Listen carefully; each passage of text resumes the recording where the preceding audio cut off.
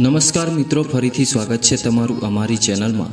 મિત્રો, ગંગાજળ લગભગ દરેક ભારતીય ઘરોમાં રાખવામાં આવે છે, પરંતુ ઘણીવાર લોકો ગંગાજળને રાખવાના નિયમો જાણતા નથી અને અપાર મુશ્કેલીઓનો સામનો કરે છે।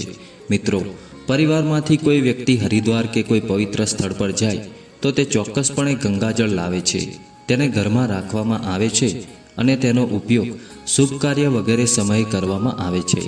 એક પાત્રમાં રાખવામાં આવેલું ગંગાજળ ક્યારેય સુકાઈ જતું નથી અને જો તે સુકાઈ જાય તો તે ઘરમાં કોઈ આફત આવવાની છે। તેના વિશે શિવ મહાપુરાણમાં કહેવાયું છે કે જો ઘરમાં રાખેલ ગંગાનું પાણી સુકાઈ જાય તો સમજવું કે કોઈની ખરાબ નજર ઘર પર પડી છે, ઘરમાં કોઈ આફત આવવાની છે, ધનનો નાશ થવાનો છે।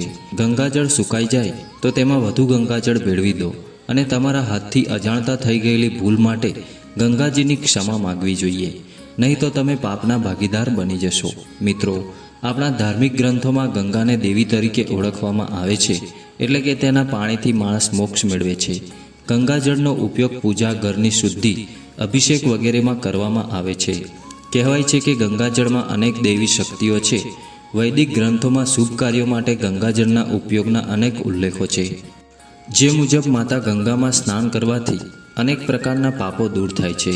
ગંગાના પાણીમાં સ્નાન કરવાથી એવા અનેક વૈજ્ઞાનિક દાવાઓ પણ સામે આવ્યા છે કે ગંગાના પાણીમાં કોઈ પણ પ્રકારના બેક્ટેરિયા કે વાયરસ ઉત્પન્ન થતા નથી, તેથી આ પાણીને સૌથી શુદ્ધ પાણી માનવામાં આવે છે। જીવલેણ પરિસ્થિતિમાંથી ગંગાનું પ્રવાહ દવાઓ અને વનસ્પતિઓથી ભરપૂર છે, તેથી ગંગાજળને અમૃત સમાન માનવામાં આવે છે। જો તમે ગંગાનું પાણી ઘરમાં રાખ્યું હોય તો તે ગંગાજળમાં કોઈ પણ પ્રકારની ખામી ન રહે તે માટે સાવચેતી રાખવી જોઈએ। તો મિત્રો, આજની વિડીયોમાં તમને ગંગાજળ ઘરમાં રાખવાના નિયમો વિશે જાણવા મળશે। તો મિત્રો, આજની વિડીયો અંત સુધી જરૂર જુઓ અને વિડીયોને લાઇક કરી કોમેન્ટ બોક્સમાં જય શ્રી કૃષ્ણ જરૂર લખી દેજો। અને જો તમે હજુ સુધી અમારી ચેનલને સબસ્ક્રાઈબ ના કરી હોય તો અત્યારે જ સબસ્ક્રાઈબ પણ કરી લેજો।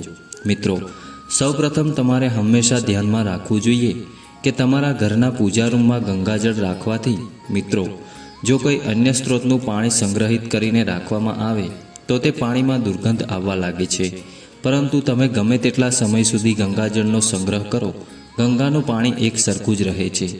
અન્ય કોઈ પાણી તેની શુદ્ધતા સાથે મેળ ખાતું નથી। તે અમાવસ્યા હોય, પૂર્ણિમા હોય કે એકાદશી, આવા પ્રસંગોએ નદી સ્નાન કરવાનું વિશેષ મહત્વ છે, તો તમે ગંગાના પાણીના થોડા ટીપા ઉમેરીને સ્નાન કરી શકો છો। તમે આવી રીતે સ્નાન કરો તો તમને ગંગા સ્નાનનું પુણ્ય પ્રાપ્ત થાય છે। જો તમને રાત્રે તાવ આવતો હોય, કોઈ કારણ વગર તમારી આંખ ખુલી જાય, કોઈ ડર તમને પરેશાન કરતો હોય તો મિત્રો, રાત્રે સૂતી વખતે એક વાસણમાં પાણી ભરીને 2 ટીપા ગંગાજળ નાખો। ગંગાજળને તેમાં નાખો અને જ્યારે પણ તમારી આંખ ખોલો અથવા ખરાબ સપનું આવે તો આ પાણીને સૂતા પહેલાં પીવો। તમારા ઘરની નકારાત્મક શક્તિઓનો નાશ થશે। ગંગાજળને હંમેશા માટીના, ચાંદીના અથવા કાંસાના વાસણોમાં રાખવું જોઈએ। ગંગાજળના શુદ્ધ અને દૈવી ગુણો જળવાઈ રહે છે। શૌચાલયની નજીક અથવા ભૂલથી પણ જો તમે ત્યાં ગંગાજળ રાખો છો તો તે નકારાત્મકતામાં ફેરવાઈ જાય છે। જો તમે તમારા ઘરના પૂજા રૂમમાં ગંગાજળ રાખો છો તો ઘરમાં પવિત્રતા રહે છે, શત્રુઓનો ડર નથી લાગતો અને ઘરના અન્ય કોઈ રૂમમાં ગંગાજળ રાખો તો તે જગ્યાની સ્વચ્છતાની કાળજી રાખો।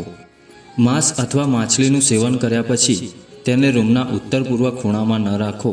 તમાકુ, સિગરેટ વગેરેનું સેવન કર્યા પછી પણ ગંગાજળને સ્પર્શ કરવાની મનાઈ છે, તેથી જે દિવસે તમે આ પદાર્થોનું સેવન કરો છો અને તે દિવસે ગંગાજળને સ્પર્શ કરશો નહીં।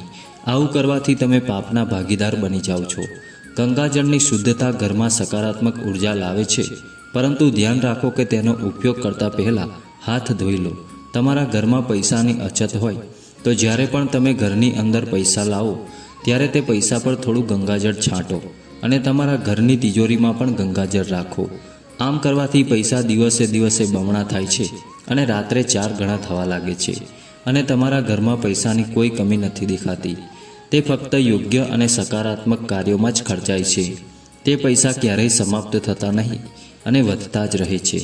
તહેવારના દિવસોમાં અથવા એકાદશી, અમાવસ્યા, પૂર્ણિમાના દિવસે તમારા ઘર, કાર્યસ્થળ, દુકાન વગેરેમાં ગંગાજળનો ઉપયોગ કરો અને તેનો છંટકાવ કરો। તેનાથી તમારા ઘર અથવા દુકાનની અંદર ઊભી થયેલી નકારાત્મકતા અથવા કોઈપણ પ્રકારની ખામી દૂર થાય છે અને ઘરના વાતાવરણમાં સકારાત્મક વસ્તુઓ જોવા મળે છે. ગંગાજળની મદદથી તમામ સમસ્યાઓ દૂર થાય છે. તો મિત્રો, આશા છે કે આજની વિડીયો તમને જરૂર પસંદ આવી હશે. તો મિત્રો, વિડીયો પસંદ આવી હોય તો વિડીયોને લાઈક કરી શેર કરજો તથા કોમેન્ટ બોક્સમાં જય ગંગા મૈયા જરૂર લખી દેજો. જય શ્રી રામ, જય શ્રી કૃષ્ણ, હર હર મહાદેવ.